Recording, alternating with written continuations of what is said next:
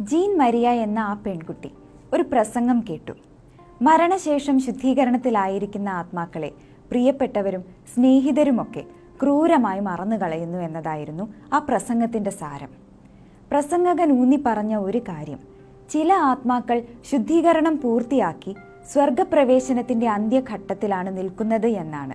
പക്ഷേ ഒരു ദിവ്യബലിക്കു വേണ്ടി പോലും അവർ കാത്തിരിക്കേണ്ടി വരുന്നു. ഇതു കേട്ട ജീൻ മരിയ തീരുമാനിച്ചു, എത്ര പ്രയാസപ്പെട്ടാലും ശുദ്ധീകരണ ആത്മാക്കൾക്ക് വേണ്ടി എല്ലാ മാസവും വിശുദ്ധ കുർബാന അർപ്പിക്കുമെന്ന്. അത് അവൾ ഒരിക്കലും മുടക്കിയില്ല. അങ്ങനെയിരിക്കെ ജീൻ മരിയ യജമാനത്തിയും ഒന്നിച്ച് പാരീസിൽ പോയി.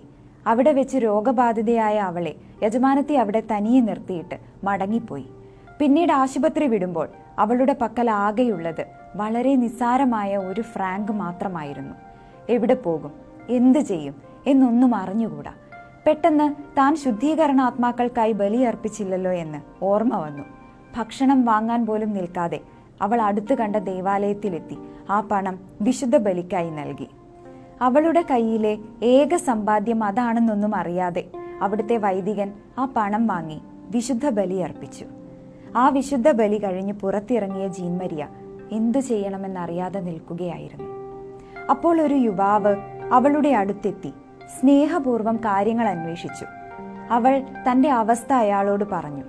അപ്പോൾ ആ യുവാവ് പറയുകയാണ്, ജോലിക്കാരിയെ അന്വേഷിക്കുന്ന ഒരു സ്ത്രീയെ എനിക്കറിയാം, എന്നോടൊപ്പം വരിക.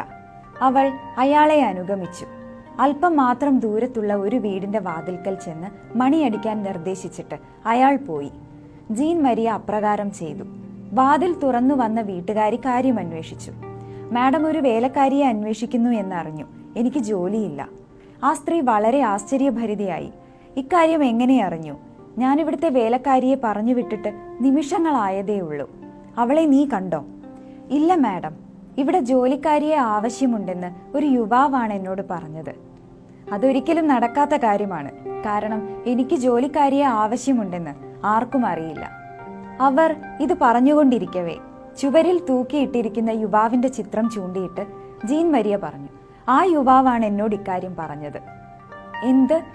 അത് 1 വർഷം മുൻപ് മരിച്ചുപോയ എൻ്റെ ഏക മകനാണ്. അതെനിക്ക് അറിഞ്ഞുകൂടാ. പക്ഷെ ആ യുവാവ് തന്നെയാണ് എന്നോട് ഇത് പറഞ്ഞത്. എവിടെ വെച്ച് വേണമെങ്കിലും എനിക്ക് അവനെ തിരിച്ചറിയാൻ കഴിയും.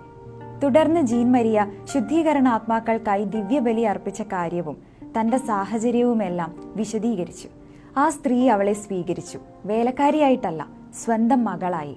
അവർ പറഞ്ഞു, നീ എൻ്റെ മകനെ സ്വർഗത്തിലെത്തിച്ചു. അവൻ തന്നെയാണ് നിന്നെ എൻ്റെ അടുക്കൽ എത്തിച്ചത്.